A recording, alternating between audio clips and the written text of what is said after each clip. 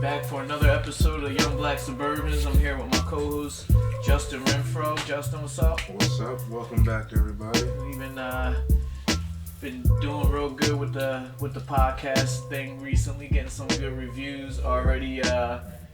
You already picked up a little interest in maybe having a future sponsor. Yeah, things are definitely picking up. People like what we're putting out, so stay tuned for more. Right. Today, on our show, we got a very, very special guest.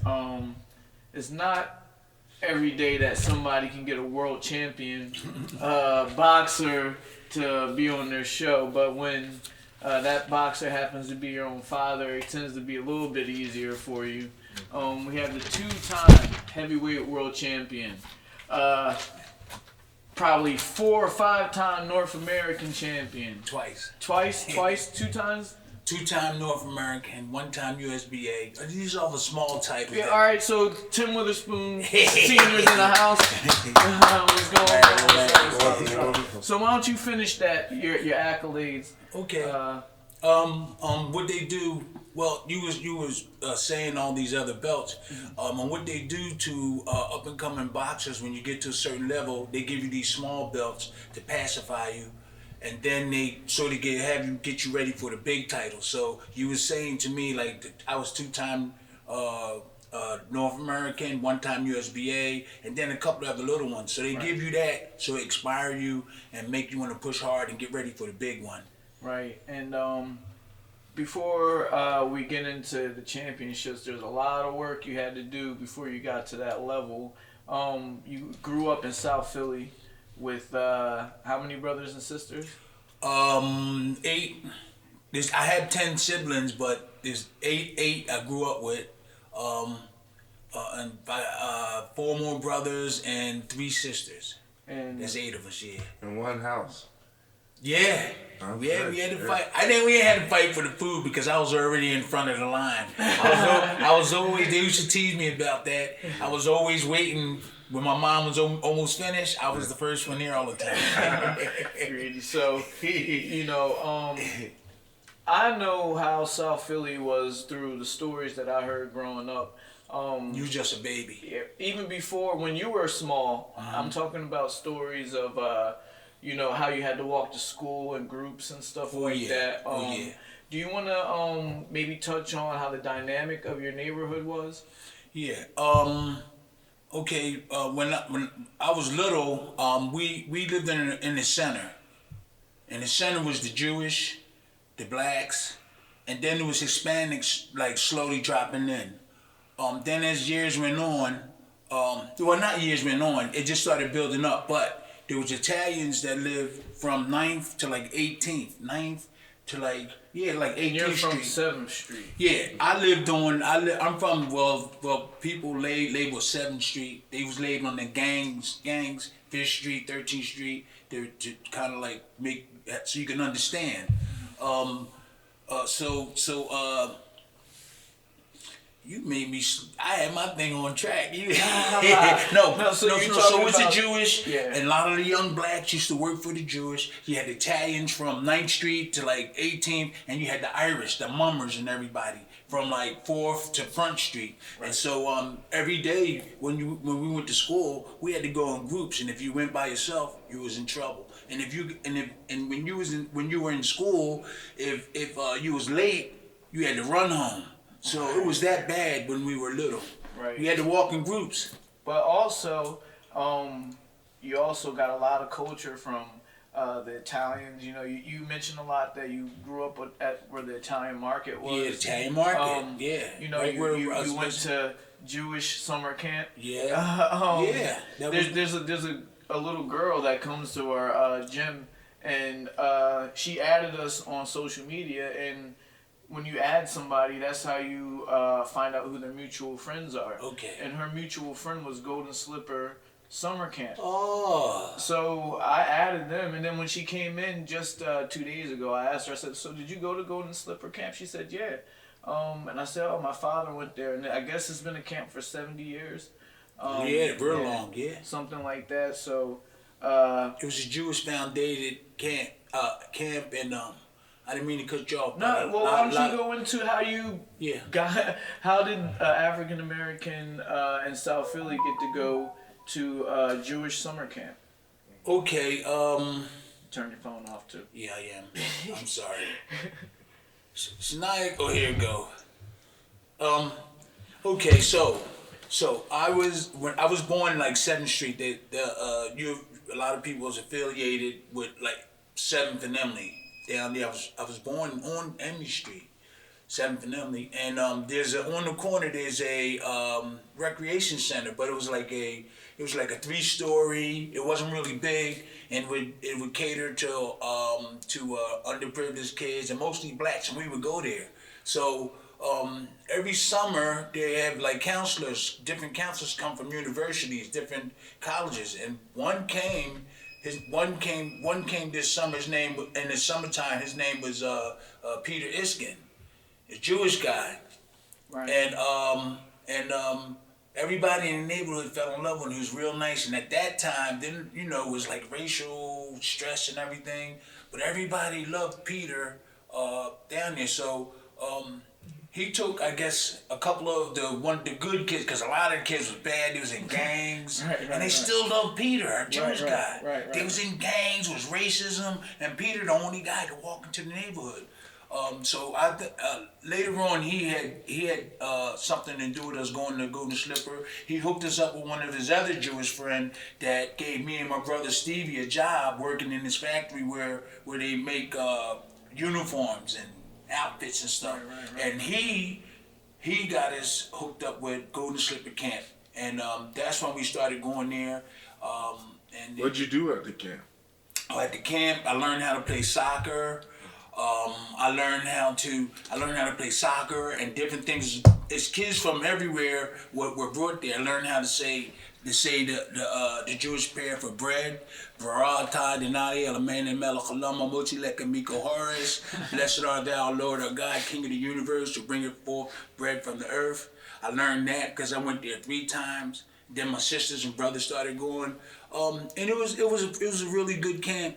And it changed me and my siblings' lives, the ones that went there. Right. So was it a sleepaway or? Yeah, it was a sleep. You stay there for 2 weeks.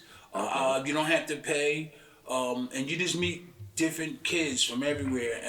So we had the privilege to do that. But on the weekend, Peter used to come down and sneak me and my brother Stevie. We used to sneak us out. He said, meet us over here, because he didn't want the other kids to get upset. So he picked 2 of the less aggressive kids and we used to go to the suburbs of Cheltenham every weekend, every other weekend. We used to go there, eat matzo ball soup. His mom, here I am coming from an area where there's a lot of racism, and we hear the N-word 4 and 5 times a day going and coming from school, and we go to his house and his mother kiss us. As soon as we come in the door, come here, give us a kiss. And take your clothes off, come on, and really warm. And I'm like, when that first happened, I was shocked. I was like, this white lady kissing me. And we usually hearing N-words and go home and get, And so that at a young age, I realized that everybody's not racist. At a real young age, we was like 8 and 9. And so that kind of like changed me. Right, so Yeah. that was kind his of first suburban experience. built the foundation Yeah. for you to be a positive person in your neighborhood, and you were more into sports, I understand. Yeah, I was really a punk to get in the gang. Yeah. To get in gangs, I would fight you, but to get in gangs, you had to have a lot of heart. I didn't think that gangs, to me, was the right way to go. That was the only options. A lot of options. There was a lot of options, but at that time, everybody was getting in the gangs just to protect themselves, and they felt that we definitely wasn't being treated right. So that was a kind of like culture thing that they had to do then to protect themselves and to make sure they survived back then. Right. And your survival was through sports, though. Yeah. Sports, and through sports. Matter of fact, all my siblings was involved. All my brothers was involved in sports, but my oldest brother, your Uncle Ralph, he wasn't. He played football one time, but he was involved with the gangs. Right. And he kept us out of it. Right. If you even thought about being in the gang, we was in trouble. Not from mom or dad, from my oldest brother. Right. But he was in the gang. Right. But I was too scared. I preferred sports. What sports And there's did you another play? guy named Tom. What sports did you play? Oh, I played football, basketball, baseball. But Tommy Wade was another important person in our life. He was a black man that worked for NBC.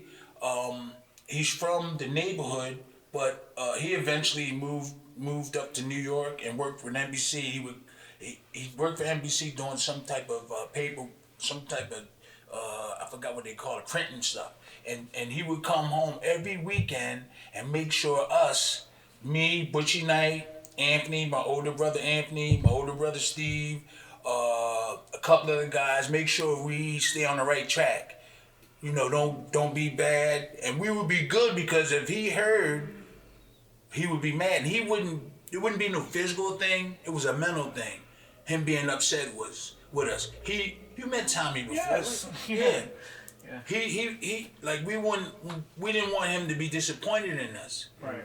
And that's why we was good. We were good, and there was a whole bunch of us. No, it was about 7 or 8 of us. And he called us the Mighty Crusaders. We would go to church every Sunday, come home, go to church, and sometimes stay overnight. Him and Peter were really two really good people in our lives that helped directed us. Now, my father was a good guy, but he wasn't around all the time. And you know how it was for a black man back then. Yeah. It was hard for us. You could research and go into books and everything. It was kind of hard for us coming up trying to find out what we should do in our lives and everything. And I think America made it difficult for us, or what the world did for us. So how did you transition into boxing with all the sports and all these different people's influence? Okay, well, Tommy Wade was grooming us. He sent us. We would be on the corner selling little tickets.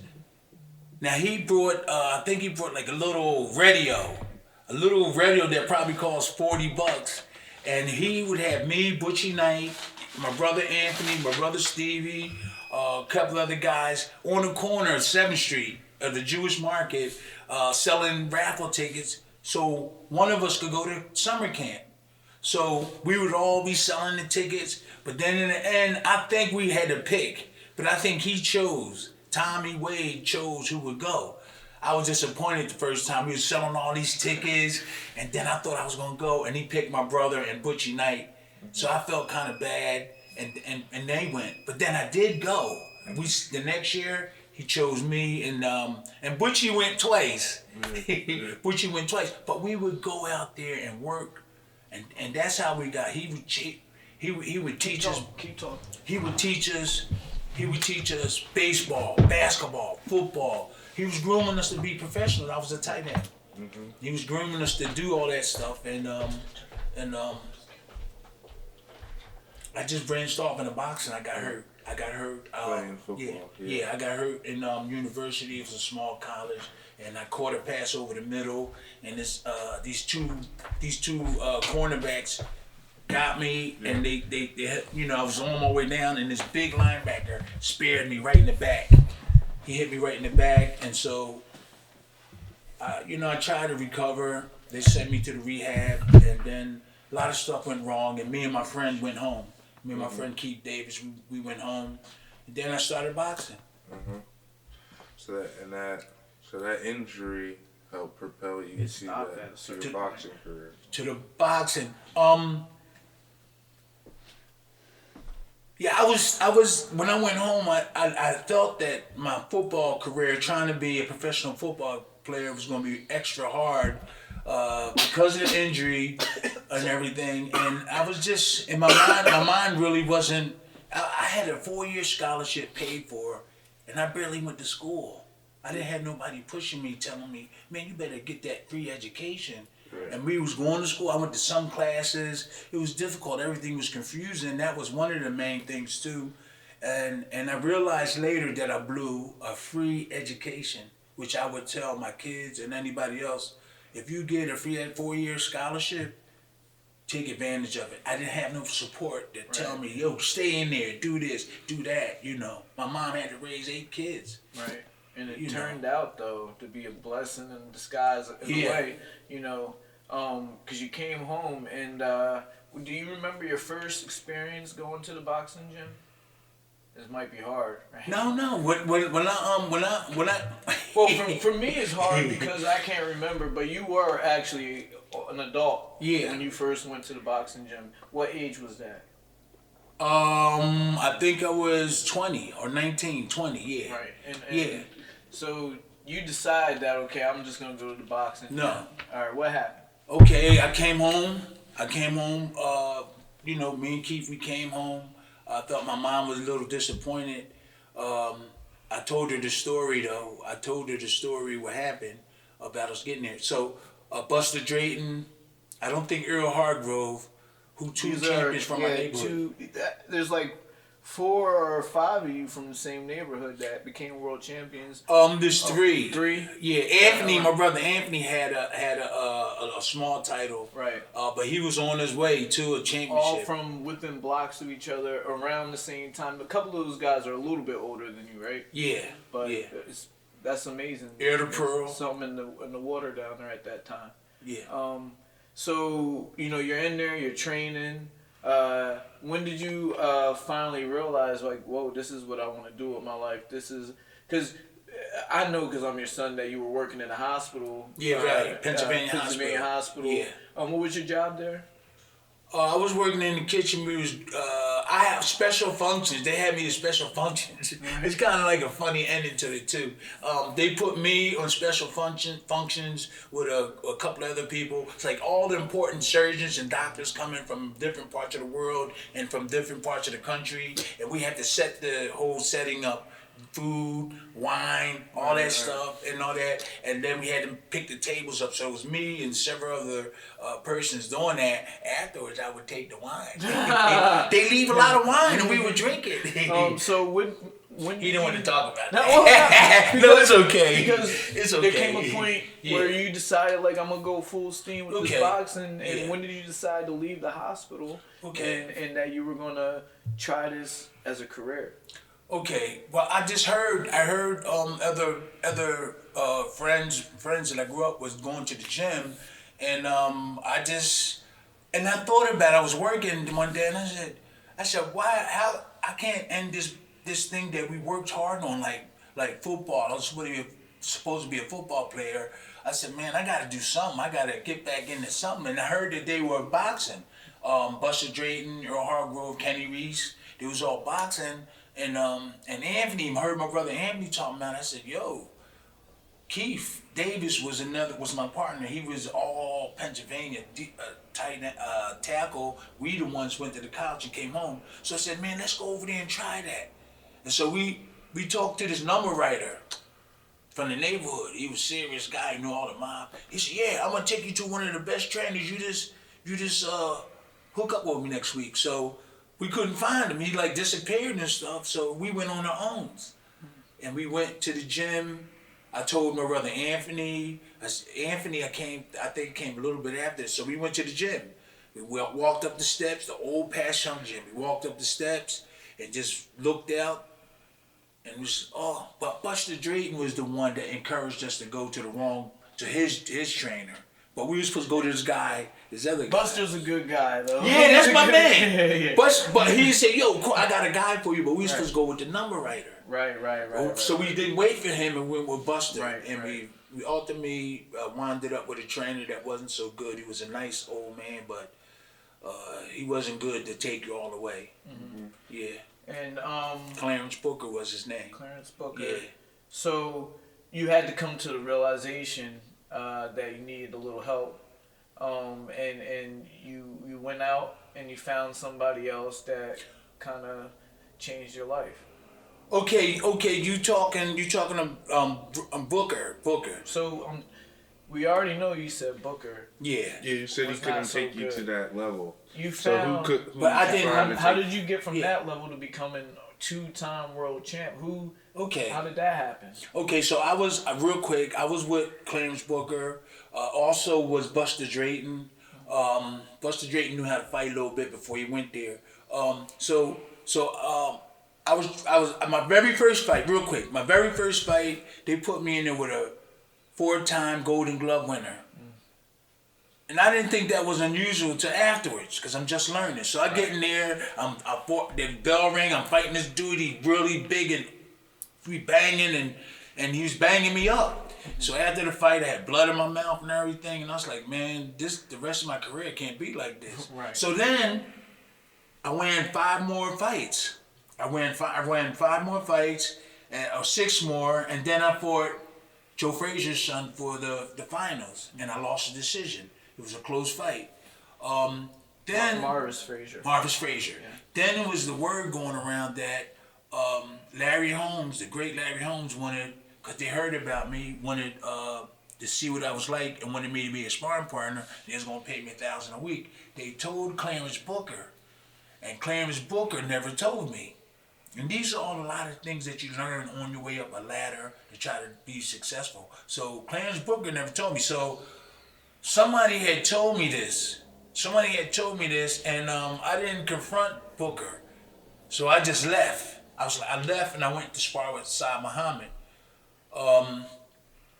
And then later on I found out that, no, I'm jumping ahead. I won the title and I went home and I went to go see Clarence Booker. I had the belt and everything. I went to his gym. I knew he wasn't a good trainer. He was a real nice old man, but I wouldn't have made it with him. Mm-hmm. And I said, hey, I want to come and help you now, man. I'm champion now. Yeah. And he said, don't come in my gym. Wow. Yeah, he said, don't come in my gym. So I know I jumped a little further but in the conversation, but that's what happened. I was thinking about him a lot. I know he wanted to really be involved with the boxing, which he already was. He used to train Boogaloo Watts and stuff. But I would have got killed if I would have never made it if I would have stayed with him. Right. So who helped you go? Okay, Slim Robinson. Okay. Slim Robinson. What happened was when I came home and I started sparring with Matthew Saad Muhammad, and his manager and trainer was Nick Bellafury. They were trying to get me. But I already knew that Slim Jim Robinson and wanted to, and I knew he was a better trainer. I knew Slim Robinson was a better trainer. He trained Mike Rossman, the Jewish bomber, who was really a good light heavyweight. I was hanging out with him at the. How long ago? When I went to go accept an award with you. Oh, for right. You at the Leah Core Center. Yeah. And. No, I was somewhere else, and I was in England. And you were in England. Yeah. But the award ceremony was at the Leah Core Center. Okay. And he wouldn't leave me alone because I was your son. So he was excited. Oh, Tim. Blah, yeah. blah, blah. I'm like, all right, Mark. I left a good. He's a nice guy, man. I know. I wasn't nasty to people and all that. I wasn't nasty, a Yeah. jackass or nothing like that. And I want my mom to be proud of me. My mom right. and people that was behind me. So I didn't want to leave no bad things. So I found out. I knew Slim was a good trainer because when I was training with Clarence Booker, he was right across right where you could see each other in the same gym. They changed right there, and we changed right there. And so and I know that they were trying to do something because when I was in the gym, there was word going around. They were saying that they were trying to get me to go with them, and eventually I did. I had to do it. Right. Well, I wouldn't have made it. You ended up becoming successful. Yeah. And technically, you're the reason why this show is called Young Black Suburban. You gotta let me know this. Let me know. Well, on previous episodes, I've told people that one of the best things you ever did was move your kids to the suburbs. Yeah, I did. To go to another first, because you've been living in the city your whole life up until that point. You made a couple dollars. I traveled outside a lot though with Peter and right. But you decided that you were going to make your base. When did you think that I had to move to the suburbs instead of staying in the city? Well, there was a lot of negative stuff going around. There was a lot of people getting killed. There's a lot of drugs. What I wanted to do was take my family out on the outside and relax and get them ready to come back in and help people. That was really my dream to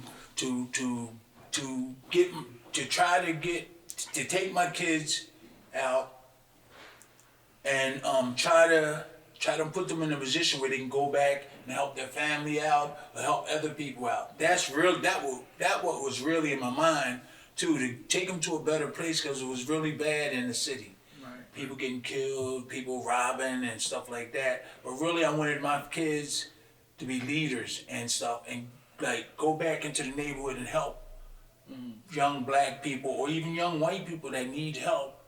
You know, and so we had the opportunity. Now it's our turn to help other people.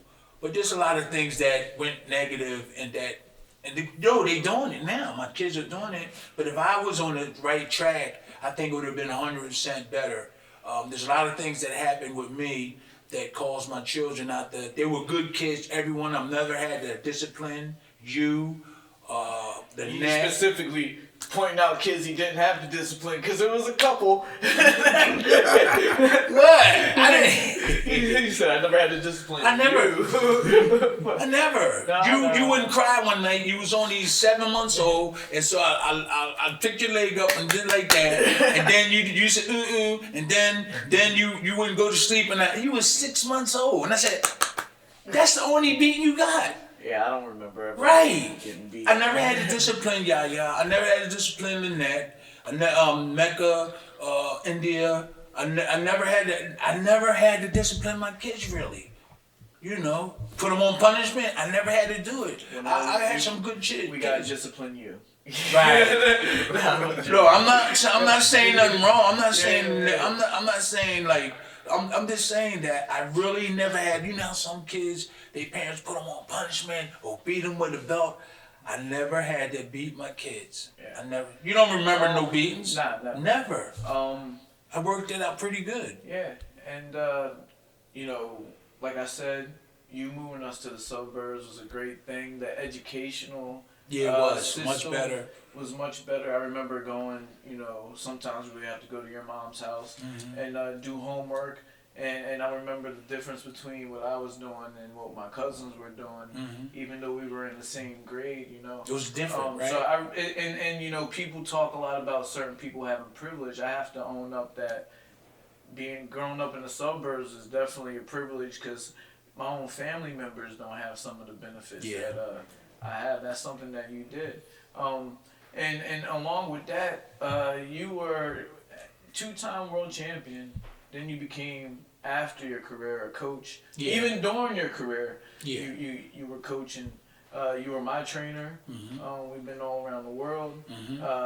You see Uma, Clint Woods, and mentor a lot of people around the area. But a lot of real quick, Right. remember what you're gonna say. But a lot of times I couldn't get jobs because I was loyal to the boxers, and I wouldn't take no extra money or nothing like to sell nobody out. So that's why you don't see me in the corners with a lot of people, because they knew. And I went up against promoters. I would let them know in the newspapers if any negative ripping off and all that. That was me. And Why so don't you elaborate on that? Like, where did that passion come from, where you feel like you had to stick up for fighters and be there? Why is that something that you really feel strongly about? well, that came. Besides being a fighter yourself. Well, that came from my background. Right. You know, we had to fight back. There's a lot of things I didn't like when I was little, and I wanted to see it get better, and it just went on to me and everything I did as I grow up. I don't want to see people getting killed. I don't want to see people gang warring. I don't want to see race riots. You know what I'm saying? I don't want to see that stuff. So whatever I could do to try to make things better as you know, when you get bigger, you know. But wait a minute, I forgot what's the first thing you were saying. That was very important. You threw me off too. Yeah. No, he was talking about you got into boxing and how after your fighting days so- you were trying to protect the boxers. Yeah, when I was. Oh, yeah. I was just okay. trying to point you in the direction. I didn't talk get hit that about, much. you know, some of the things that happened to you in your career, and the reasons why That's one of the Yeah. reasons. So Yeah. you know, you're Don King was your promoter. Yeah. Um, Okay. Well. Yeah. With Don King, we heard about him. I didn't want to go. I didn't really want to go with him.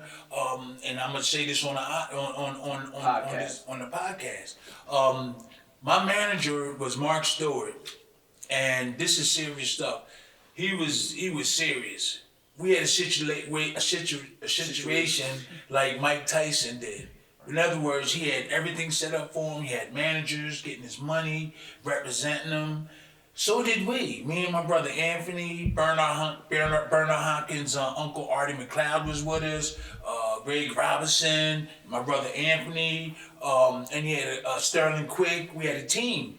And my manager Mark Stewart was going to make Don King pay us. We used to sit down and have meetings. We had everything. We always had meetings and setting up and like signing like writing notes down and all this type of thing. He got us everything we needed. A car, place to stay, was giving us a weekly salary. He said, we're gonna make Don King pay. You know, and he wasn't really talking negative business-wise. He said, we're gonna make Don King pay. And then we eventually wound up with Don King when his partner, Mark Stewart's partner, Larry Levin, got caught with drugs. A lot of drugs. Larry Levin, they called him Dr. Snow. I didn't realize what was going on. I was always wondering why everybody in the office was sniffing. And I go to the office. When I go to the office, I see people on this in the office. But we really went downhill when Larry Levin, who's a really nice person, Mark Stewart was really good. They were a good guy. He was a dentist. They called him. You know, if you look it up, you'll see Larry Levin was a dentist, and he had. That's why they called him Dr. Snow. And so they got busted, and that's how we wound it up with Don King, and then we went with Don King, had all our fights, and we're gonna go forward with this thing. But I'm gonna let everybody know we went through hell, and that's one of the reasons why I want to help boxers and do the right things. But in the end, it's not gonna help me any by still criticizing Don. It's over. He punched me in the face. I punched him back. I'm gonna continue on doing what I'm doing, helping boxers. I let you know how we should do stuff, you know, and I'm gonna always help people, you know, because you know, the boxing industry is getting better to me, but that's one of the reasons why I like you said, I want to like we want to start unions, we want to start all kind of things and try to make like boxing a better. boxing players association. That's type. you know, one of the things that we're gonna be doing with the Solidarity Project is, you know, I don't know how big of a scale, you know, it's just the beginning, but we want to give retired athletes a place where they can work, where they can get a job, and give back, because a lot of us have a degree in our sport. And we have a lot to give back. So one of the ideas that I had was, you know, we have all these kids that are around here that need help. We see it every time we go to the city or we go to a boxing gym. There's a retired fighter who's either still working out or he got maybe one client here, or even when we go to an event, you see a retired fighter who's not doing anything in the sport but has a lot to give. So the Solidarity Project is going to help out with that, with us getting one retired fighter, one retired football player at a time, and getting them involved with giving back to these kids. There's no organization, there's no organizing once you retire. Right. And that's what we need. Right. After you retire, we need something there. Look at me, I feel rusty talking. Well, I should have been, they should have called me and other boxers in to do interviews. We was home sitting down on the couch, so. This is only part one. We're going to get you back on. Well, I'm rusty. I'm rusty. The second time you're going to be on the couch with a cigar. No, but what I'm trying to say, I'm rusty now. What they do in football, they call you guys right in and try to, I don't know how many, they call you and put you in, but us, you just on your own. And So, but before we finish up, you know, we want to touch, you know, so some boxing fans, boxing fans are going to be tuning in. So like, give us like, what do you think's your toughest fight? I always used to say with my kid's mother. No. When people ask me that, that's what I usually say so they can laugh. Yeah. But my toughest fight was with a boxer. Mark Wells was his name. Okay. But what it would have been an easy fight if I was in shape. So this was during the time that I was really having a feud with Don King, and so I had to have a plan to try to. I had left him and I had to try to get a plan to get back in the industry because I was kind of like blackballed if I didn't do what he said. So I said, man, I'm gonna go in there and just be friends, but have my plan, have my people ready to fight back. So I was going to start fighting, but we did have a plan to try to make sure everything was organized if some negative stuff going. So I went and talked to Don. He said, okay, Tim, I'm going to get you a fight. We back, we friends, we cool now. And he said, I'm going to get you an easy one this time. You just be ready, just be ready, right? So I didn't really train for this fight. I didn't really train because I said, Don, me and Don cool again. So I just trained regular. So here the fight is in L.A., so we flew to LA. As soon as I got to the airport, the people that picked me up said, you in shape? I said, no, man, Don, yeah. So you in shape? Right away. Yeah, Tim. And so I said, I'm okay. We just got an easy one this time. And they said, well, I don't know what you mean by easy, but this guy just knocked Greg Page down. I said, what? And he said, yeah, this dude is a killer. And I was like, I've been set up. That's the first thing. I said, oh, God. Then when we got back to the hotel, a couple of my friends came up to me, senior people and stuff, said, Tim, we've been waiting down there because we knew they was going to pick you up at the airport to talk to you, because if you ain't in shape, you in for a hard fight. So I was like, oh, man, I got set up. Don just want to use me just to get the other guy a step up. So I said, oh, I'm in trouble. I better go run. So I went up to the room. I wasn't loud. I was like, oh, let me hurry up. And I went change my clothes. So I was running. I ran where the Lakers play. Where that stadium where the Lakers play. I don't know. I can't think off the top of my head. Coliseum. So I started running. I was running. Then a car pulled up. It was my trainer, Slim. He said, what you doing out here? What you doing out here running? You fighting in a couple of days. I said, Slim, they said this guy now Greg, I heard about it. I heard he said, get in the car. He said, if you do any running now, you definitely gonna lose the fight. So he said, what was you thinking? He said, get in the car.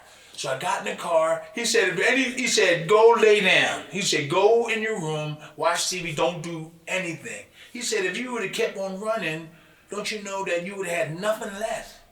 So I'm starting to learn stuff then. So I said, okay, the fight come. Everybody was like, I could see where I was set up when some of the people, I could see the way everybody was looking and stuff. So I said, yo, we're going to have to pull this off. So we get down to the fight. I'm nervous as hell. There's Mark the Chill Wills, right? Okay, so the fight come. We get in the ring. I'm like, man, I'm gonna try my best, keep my hands up. And Slim said, Tim, you're going to have to do this. So the bell rung. I knocked him down. Boom. Every round after that, he kicked I knocked him down the first round. Yeah. I guess that's because I was like, man, this guy, they put him in there to beat me, and I got him. He went down. He whipped my behind every round after that to the 9th round. Okay, 9th round come. The bell rings, right? The 10th round get ready to come, so I'm in the corner with Slim. Slim saying, Tim, if you don't win this fight, your career is over. He said, this is one of your most, and he was screaming at me, this is one of your most important fight. And if you don't win this, Tim, we out of here. Mm-hmm. He said, you gotta knock him out. Bell ring, we banging, boom, boom, boom, boom. I knocked him out, boom, boom, bam, boom, bam. So I knocked him out last round. Yeah. Oh, no, yeah, the 9th round. The 9th. You said 9th. It was the 9th round, I knocked him out. Okay, no, it was the 10th. Mm-hmm. It was the 10th, yeah. Okay. Knocked him out. So after the fight, went to the bathroom, urinated blood. Blood was in my mouth.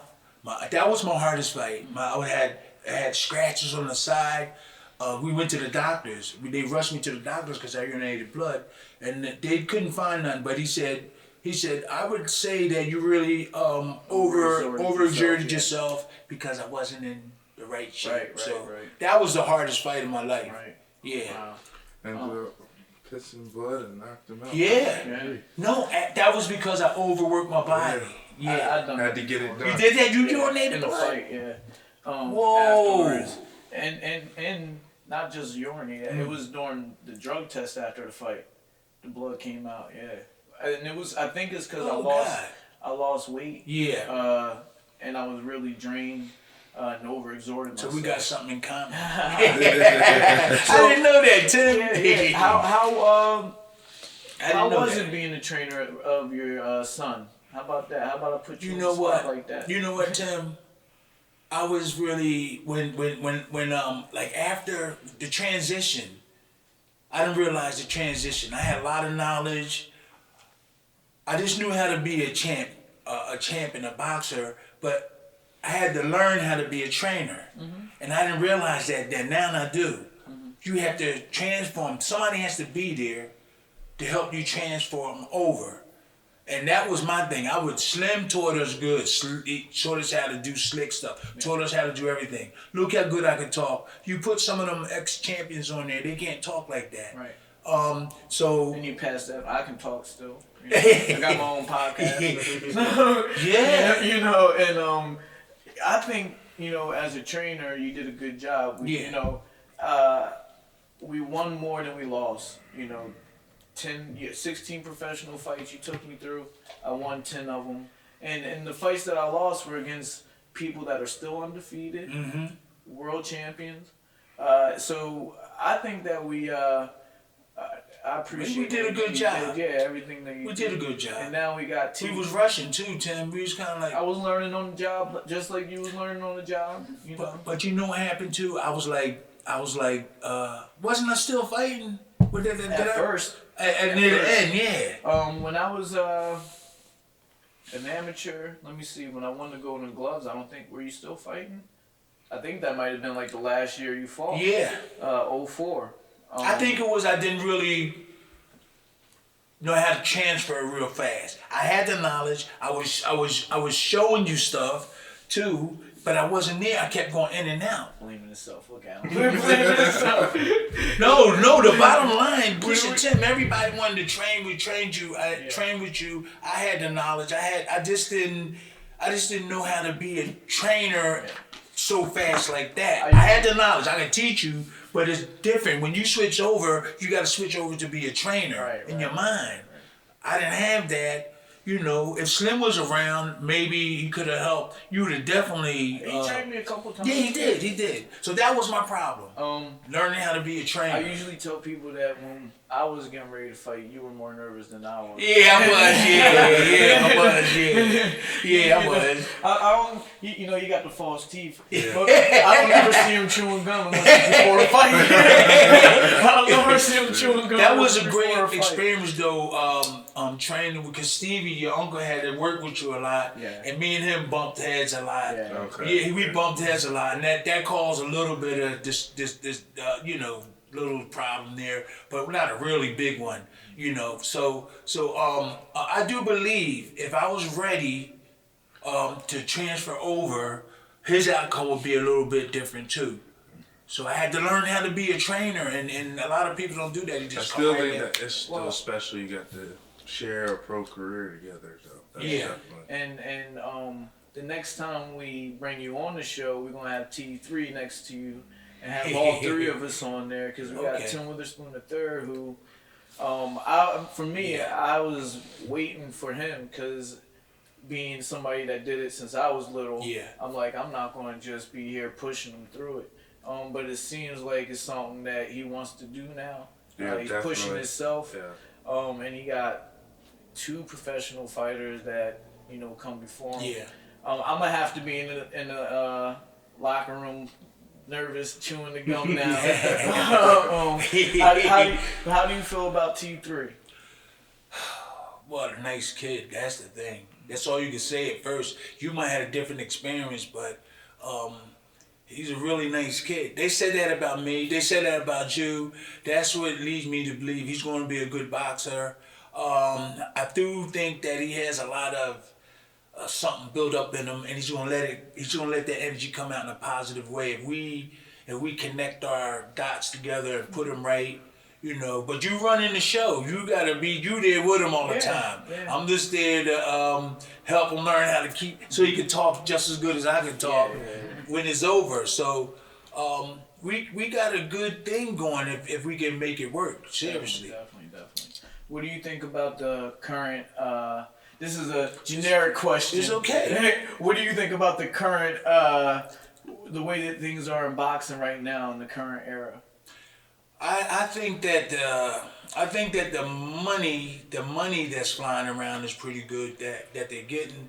When I look at it, seems like the culture of or the skills are changing. Like back when you got the taste of some of the old stuff that they do. A lot of people are like the European styles, like they putting their hands up. A lot of people are doing that now in America, where you didn't catch Slim Robinson and Georgie Benton doing this. When if you could do this, you can get a point. So is that profiling? Is that like being pretty or something? I think you can get a point if you put your hand out this far. Yeah, you just hit them. For me, when we used to train over in Europe and stuff. Oh right, They really idolized the Cuban amateur boxers. Okay. And that's really what the Cubans used to do a lot. So I don't know if that's what they are trying to emulate or adapt to. But I feel like maybe that's where it started. Maybe a coach or something, a couple coaches were studying the Cuban team.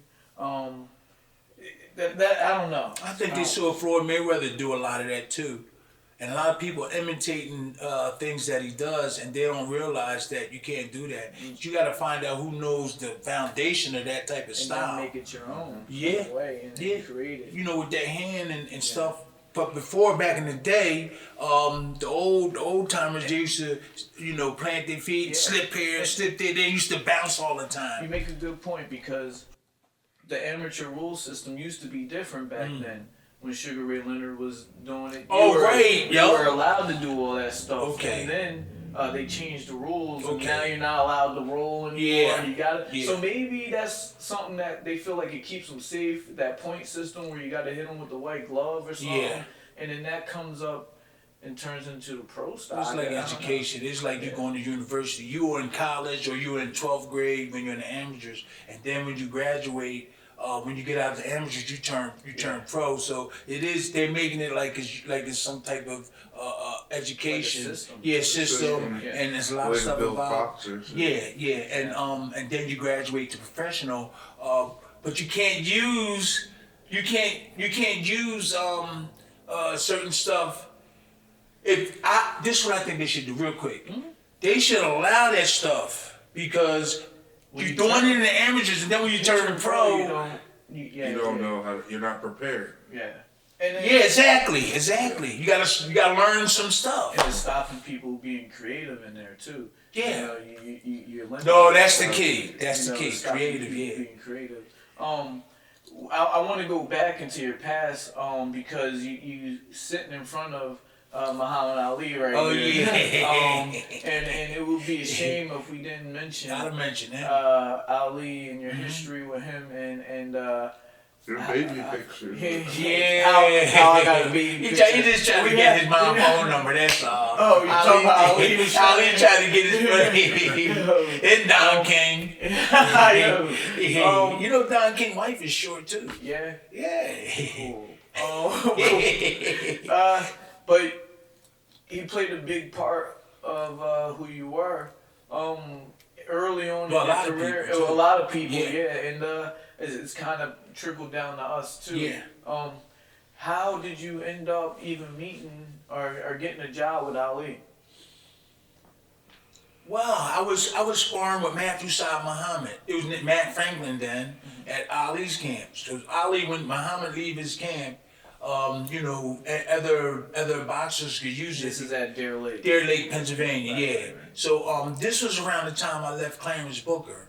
And I was sparring with me and your Uncle Anthony was sparring with Saad Muhammad, Matthew Saad Muhammad at the time. And and I had Nick Bellafury's phone number, his trainer, and he had mine. So they called me and said, we going up Ali's camp, why don't you go with us? That was right at the time when I found out that Clarence Booker didn't tell me about Larry Holmes when they paid me $1,000 a week. And so I was mad when somebody told me. They said, you didn't, I didn't talk to Clarence. They said, yo, you just get $1,000 to go spar with Larry Holmes. And so I never went to Clarence Booker. I just left and went up there with Saad Muhammad.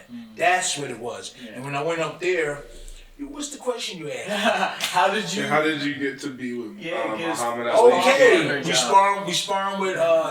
sparring with Saad Muhammad, or was it with? It was with Saad Muhammad because I sparred with Eddie Mustafa also. Okay, so we was in there boxing. I was boxing with Saad Muhammad, and then Ali comes in out of nowhere. He just cars pulled up, but I wasn't paying the mind. I was sparring, and then Muhammad walks through the door. Everything stopped. Everybody stopped. Right. Yep. And Ali came in. Started, doing all this and being friendly and everything. And then he was saying, yeah, I'm getting ready to fight Larry Holmes. Yeah, he was talking to other people. Then we started sparring, and then we stopped. We was all talking. He saw me spar a little bit, and he said that I want you to be my sparring partner. I'm getting ready to fight. That's how it started. I'm getting ready to fight Larry Holmes. And they said, hey, okay, all right. And so I gave them my phone number and everything, and then I went home. After the camp, I was with Saad Muhammad. He fought, who's the guy from England? John Conte. Remember John Conte? We were in with John. That was Belfast in Ireland. Yeah, he was in Belfast, right? Yeah. You fought in Belfast? Nah, we were over there for a dinner show. Oh, right. Yeah, so we met John Conte. He was a really nice guy, guy. And so after that fight, I went and started sparring with Muhammad Ali. It was a great experience. Who would want to be like this guy, Mm-hmm. He would be sleeping in his bed, and people would sneak behind security, to try to wake him up, to talk to him or get an interview. And if they did that, and then the security would try to come get them, he would tell them to leave him alone. I seen him do it like 4 or 5 times. They would sneak past the gym. You sneak past the gym to get to his room in the back, and the kitchen is over this side, and they would sneak through. And Ali would just stay up. He would stay up, and I said, man, I want to be like that. I want to be able to be like that. And he was really cool. Yeah, so who fought Larry Holmes first, you or him? He did. He did? Yeah. Because I know it was around the same. How many fights after Ali do you know that you fought him? Okay, so he fought him in 80 or something, right? I fought Larry Holmes in 83. He fought him in 80. Okay.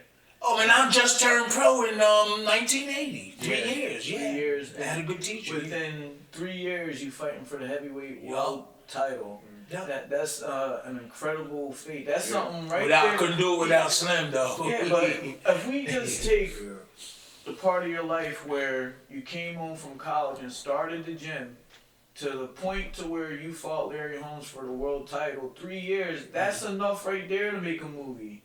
Let alone. I want to get in advance. Yeah, we gotta get somebody to get in advance. Let alone what you had to go through growing up in the city, like we talked about earlier, and some of the things where you didn't talk about, but you said that we had it rough growing up a little bit in the suburbs. No, let me go ahead. Okay, let me say this. I think we got away with murder too. Yeah. Because by doing the sports and somebody being on top of us, like Tommy Wade, Peter, and like my mom was always there, and I just didn't want to disappoint her. That's what helped us also. Right. Yeah. Right.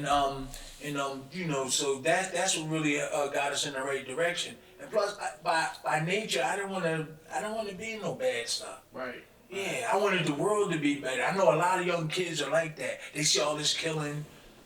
They don't want to be growing up with stuff like that. That's how I was. And genetically, you pass that down to your kids. Yeah, we're all doing positive things. Yeah. You're here at Witherspoon Boxing and Fitness daily now. Yeah. I'm not going to tell people when you come in because you don't want to be around people. No, with corona right now. No, I have the corona, Tim. I'm not doing that. I'm not doing the corona. Yeah, so, real quick before we end the show, because we got a lot to do today. You got to bring me back. Yeah, we're going to bring you back. Yeah, we're going to bring your grandson on here. Okay, cool. Have a Tim show. Is there anything that you want to say to your fans out there? Real quick. My whole life, random people been sending me your mail with can you autograph this and pictures. So you got a lot of fans out there. And this is going to be all around the world. You have a message that you want to spread? No. Well, I do have a message and something to say about me and what I think I could have achieved if I was thinking a little bit different. I had the opportunity to be as great as Tyson and Muhammad Ali. I'm not saying greater or just as great, somewhere in that area. If only I would have had the right backing, if only I would have trained harder. Things always happen after it's over, and you look back and say, man, if only I would have did that. And plus, I was a nice person too, and I wanted to spread love, and I wanted to help people and stuff like that. I don't have the opportunity to do that, and I do, but I wish I had it then. Well, that's when the money was flying, and that's when the publicity, the cameras and everything. It happened so fast. But it happened so fast. The best you still got time to do it. You could have ever did was raise a young black suburban. Because now, we got to pay me for that. We are representing us in a positive way, and we are doing exactly what you said with giving back and helping out the community. So I appreciate you for that. Thank you. That's two-time heavyweight world champion Tim Witherspoon Terrible Tim. On the Young Black Suburban podcast. Yeah, thanks for coming in and joining us. Thank you. Okay. All right, that was cool. I like doing that, but see, this is the problem. We don't like they.